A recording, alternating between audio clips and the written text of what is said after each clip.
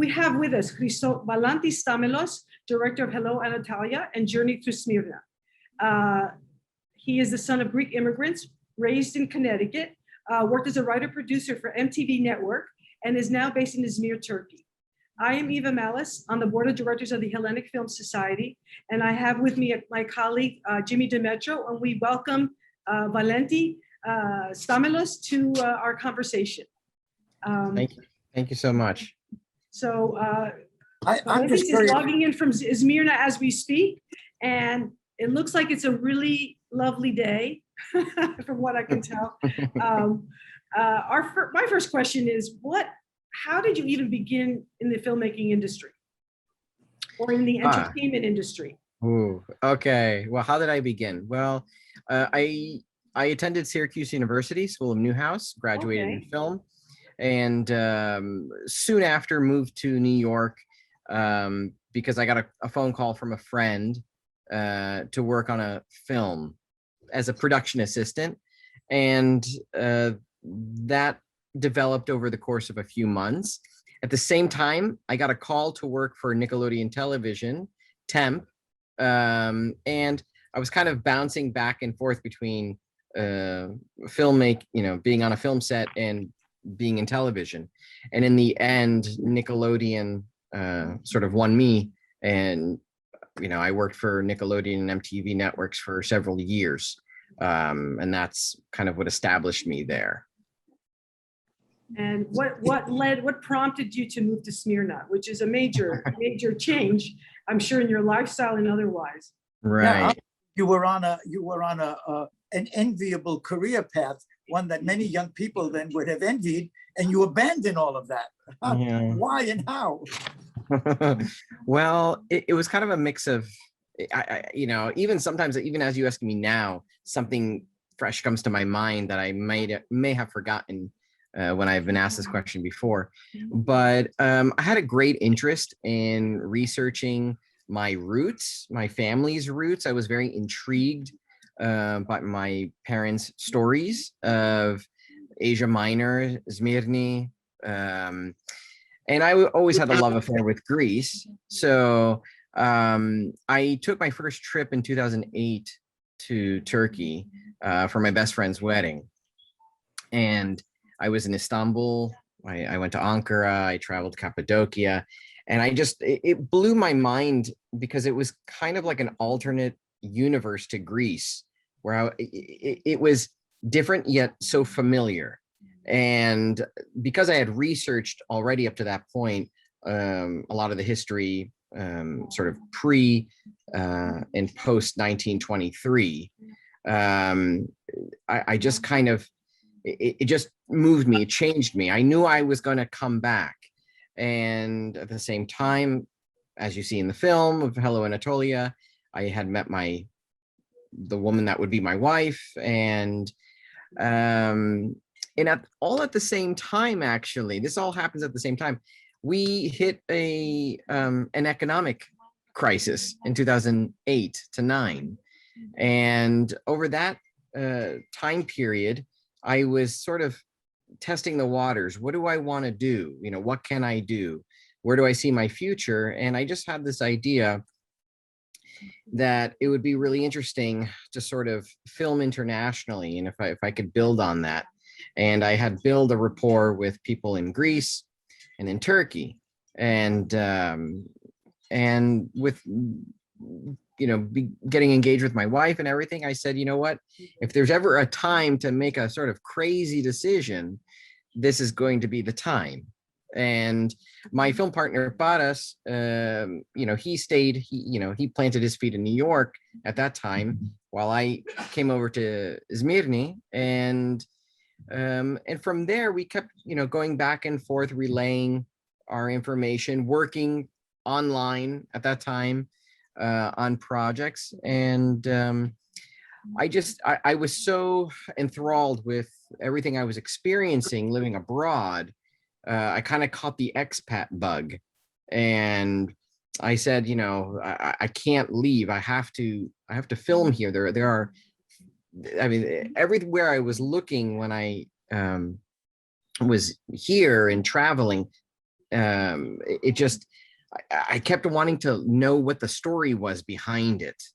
And interestingly enough, every time I kept researching, it connected to either my own roots or the roots of, let's say, our sort of culture's past. And yeah, it pulled me and became much more interesting than rather New narrow. York. I think when Greeks think of migration, we think of coming west. You've gone east, Right. so it's sort of Right. the opposite direction from what most of us think about as migrating. But you did land up in Izmir, Turkey, Mhm. and your first film shot in there Yeah. was a film called Hello, Anatolia, which I know we had the pleasure of showing in Park a number of years ago to much acclaim and considerable success. Why don't you tell viewers about that film, those who have not seen it? I think it's a film with a very definite purpose in mind. You have something specific in mind that you wanted the film to achieve. Can you talk a little bit about that and whether you think the film has indeed fulfilled its promise in that respect? Absolutely. Well, kind of what I've been explaining. It was funny because, again, my film partner Paras, who stayed in New York, every time I would relay messages to him of kind of like what I've been up to and what I'm seeing and what I'm working on here, it always piqued his interest. And he kept telling me, he's like, you have to document this. And, being a filmmaker, I said, I would be stupid not to be documenting this. And so what I thought would be an interesting sort of pitch is, I'm not someone who moved here as an expat to work a year or two or just go on vacation or be a travel blogger or anything like that. I'm actually developing a life. I got married. I kind of dove into the society here, and we just thought that would be a really interesting concept to film. And then, within all of this, a lot of strange things started to happen. And the key moment that occurred was when, and I say this in the documentary, when I was in university and I had written a screenplay, it was my assignment. I had written a screenplay on a feature film I had to do of anything, and at that time, this is like before Wikipedia was really big, before online research was really big. I decided to write about this love story in Smyrna during the war. And because I wasn't an expert in the history of it, I just kind of made up a name of a kind of a suburb village of the city, and I called it Paradisos. Paradise, because I thought it would be interesting that a place called Paradise would end, on fire. And lo and behold, as I started traveling around the neighborhood I was living in, that my wife had decided for us to move to. I kept noticing these, this architecture, and I said, these are Greek houses. These are, this is pre-1922. 100%. And I'm going around and everything. And I go back home and I start researching, where am I? And I realize I'm in a place that was once called Paradisos. Yeah. And the American college was right outside my door. The original American college was right outside my door.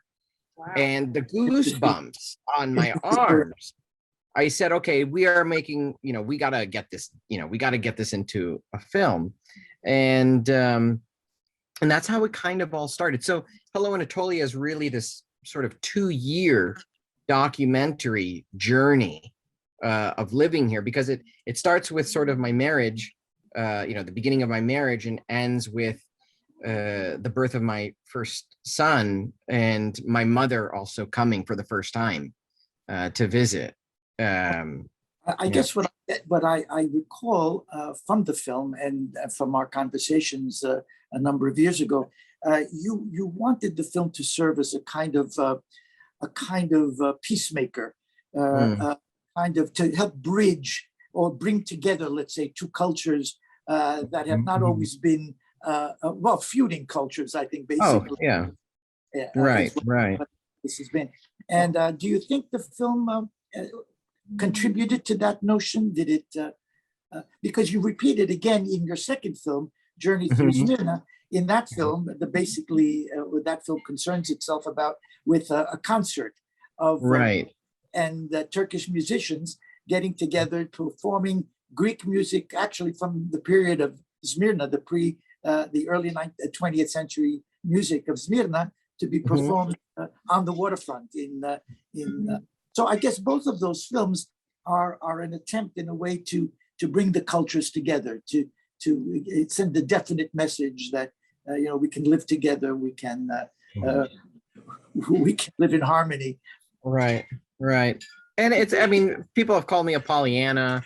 I mean, people have called me a lot of things. I've been called a lot of things over the course of time. Yeah. Yeah. You have to understand, Smyrna is a magical name for Greeks in particular. Right. We idealize it. It's something every Greek feels or carries with him in his heart, whether he's from that area or not. So, and your film was one of the very first. There haven't been that many, actually, but yours was one of the first, if not the first, to really bring that part of the world into Greek audiences. And so I think it had a very, very special appeal. People wanted to see what Smyrna looks like today. How did this destroyed city evolve, and what is life there like? And that was, for me, the most interesting part of the film, actually, the fact that you were able to bring us close to this magical city, this paradise that you called, that we had heard of. I have a question, a more personal question. Yeah, sure. Digging into your roots, was there an unexpected emotional experience or a sense of satisfaction and closure that you didn't anticipate? Or sensitivity to stories you may have heard in the past as a child or from your relatives? A certain satisfaction, I guess, is what I'm asking. Yes. And that's something that would require me to. That's a great question, actually. I can say that throughout the journey, at least with Hello Anatolia, there was a lot of bittersweet in there, because you would be happy to find something, but sad to know that the recognition is not there. So, for example, finding old homes or finding an abandoned church or whatever the case may be, schools converted. I mean, or actually most of the schools have stayed as schools. But when you know what a lot of other people don't know, and you're kind of trying to shout that out and say, hey, this is so cool. This is, you start to become a sort of a nerd about the topic. So sometimes your excitement can be a little deflated when other people around you are not as excited. But one thing that my producer at MTV at Nickelodeon told me, he said, you're never a prophet in your own land. And I think Hello Anatolia, for both Greeks and Turks of the diaspora, this was a very exciting film. I remember at the festival, James, that when we were there were multiple Turkish diaspora, attendees in the line. That's one of those places that people are interested in. People want to see. Right. What I was going to ask you, I know you've shown the film extensively throughout Greece and have had a lot of personal contact with audiences. Did you find much opposition to the film's basic message of living together and friendship and unity? Did you find that people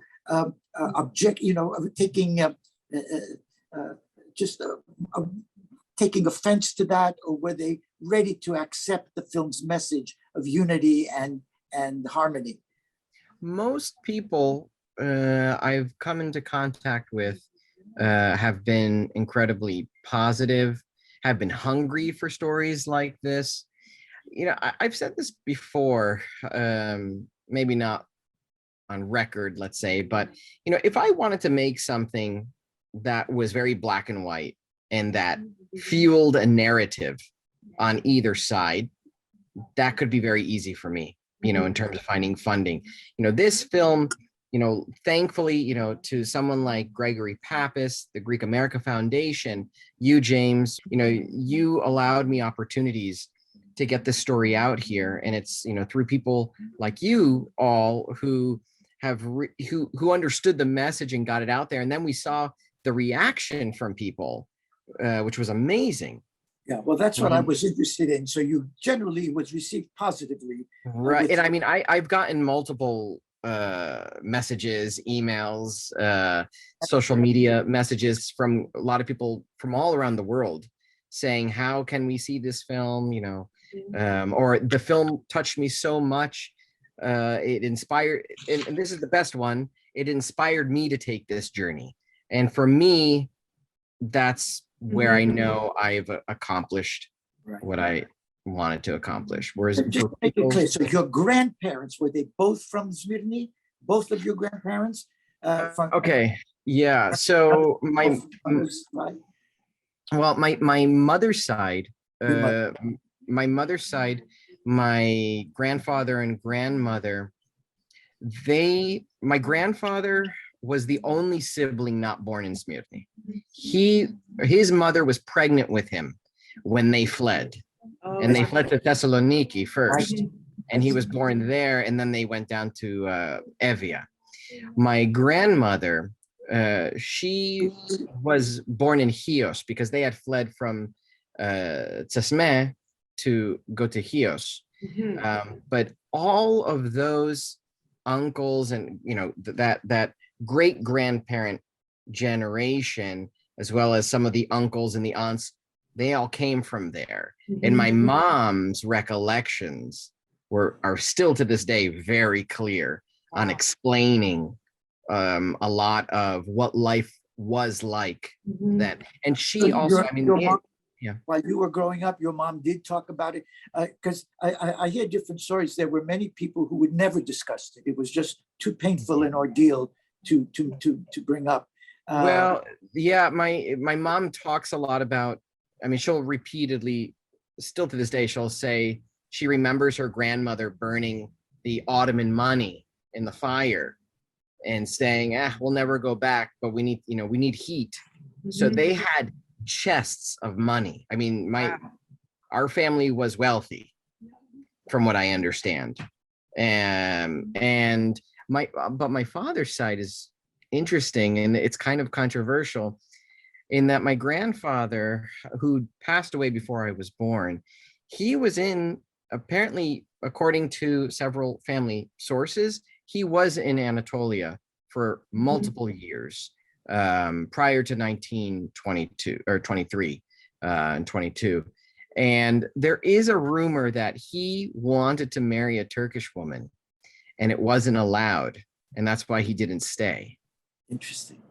And I found this out from my aunt, from my Thea, who's in her 80s right now, and she kept repeating the story because well, this is a film in and of itself. Right. It's kind of crazy because I could keep making documentaries of it. Another strange thing, just to say quickly, 2 years ago, before the pandemic, a video popped up on YouTube it was a home video VHS. A Greek man had uploaded on YouTube of a Greek family in the mid 80s going around Tsesme, where my family was from.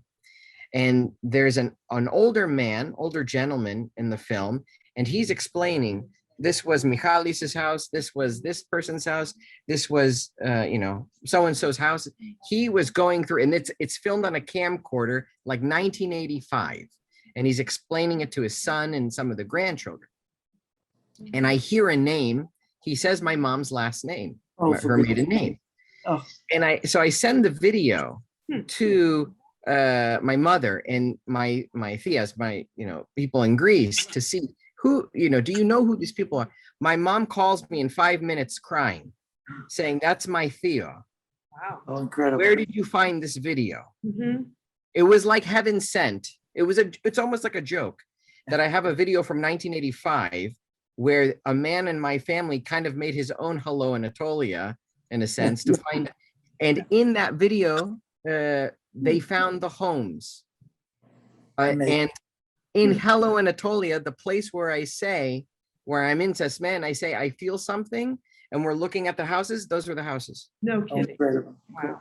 Well, tell us a little bit about life in Smyrna now. I'm just curious. And is there a Greek community there? Yeah. I mean, there's not much of, unfortunately, several people from the documentary have passed away, the older community.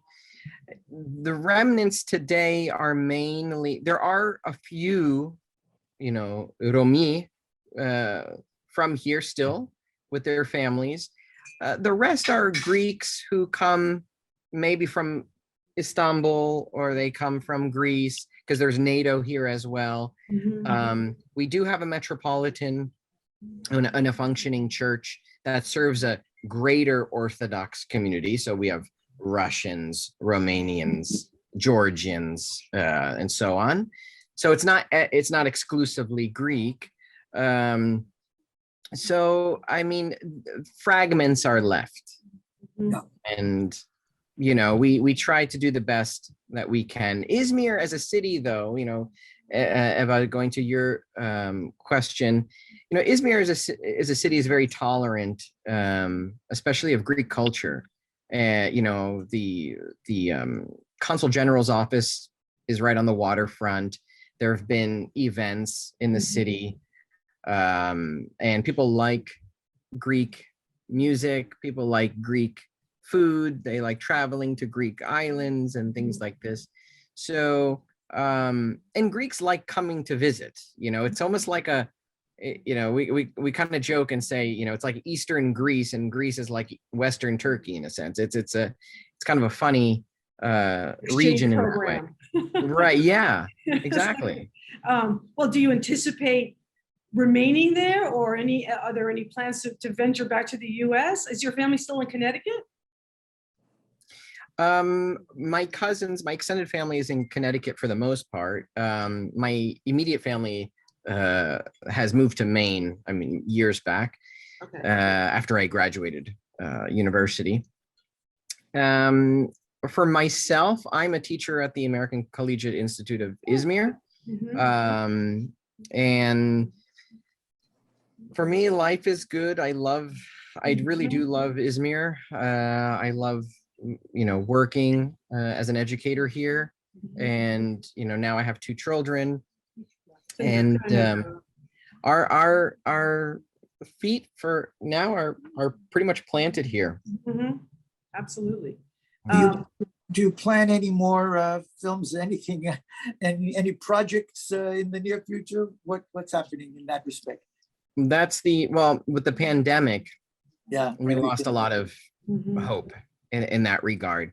But interestingly enough, I was very apprehensive in a way to put Hello Anatolia online for, on YouTube, for a few reasons. One, the mood of everybody during this pandemic, there was just a mood shift. The news has always been very negative. It's scary, and people are just constantly thinking about, what they're going to do. I didn't know if putting the film out there was going to be met with a positive reception. Interestingly enough, it's been met with a very positive reception, and it's aged pretty well. Now with Journey Through Smyrna, we're in talks to also release that for the public. I would love to do more projects. So yes, I absolutely want to do more projects here. Hopefully getting through this pandemic okay. Do you have any involvement in the Turkish film industry? Currently, no, not direct, at least. I do have people I know in the industry, and my students who graduate. You know, they often intern or work as assistants. They go to Istanbul. Yeah. Are you teaching film studies? Yes, yes, I am. I teach the International Baccalaureate program. In English. Yes. Okay. Right. That's wonderful. Any desire to branch out to narrative film, or are you? Yes, actually, that's my next goal, is to really branch out to narratives. And I think, you know, documentaries are wonderful. But you know, documentaries, as we know in the film industry, you know, it's a great door to open, but it only does get you so far. I think a narrative would be a wonderful next step. And luckily, fortunately enough, you know, I do know a lot of people who are willing and ready to take that next step when things get a bit more normal, and, you know, well, hopefully that will be soon. I know in New York, are opening up. We are planning an in-theater New York City Greek Film Expo in late September, early October. Ah, great. I just wish we had a new film by Chrysovalantis. So keep that in mind. There's always a thank you. Always. Absolutely. Our work. Well, I know that I speak for Eva as well when I say we're very happy that you gave us this time, and it was wonderful speaking with you. And it's good to see you. We haven't really faced one another in a number of years. You look very, very young and terrific. When you watch Hello, Anatolia, I'm thinking comparatively, of course. Yeah. But everybody, when people watch Hello, Anatolia, they're like, "Is that you? How old are you?" I mean, that's always a danger of. But movie greats never age. You know that. I guess that's true. Well, we want to thank you so much for this conversation live from Izmir, Turkey. Thank you. The Hellenic Film Society is thrilled to have this opportunity to speak with you. We will be posting the interview on our YouTube channel, and you know, come and visit us. Absolutely. New York bids you farewell. I don't know if you can see it. It's a very cloudy, miserable day. We're anticipating kind of the remnants of a hurricane. So so we're kind of. We can take it. Right. We just stay inside. That's it. We'll stay inside. So thank you so much for joining us. Thank you. Thank you so much for giving me a voice, and again giving Hello, Anatolia legs to keep being known about and shown. I know that our subscribers and fans of Greek cinema would be very interested in seeing the film. There's a whole new generation, of course, that has never seen it, and we look forward to bringing it to people and for them to enjoy. Thank you.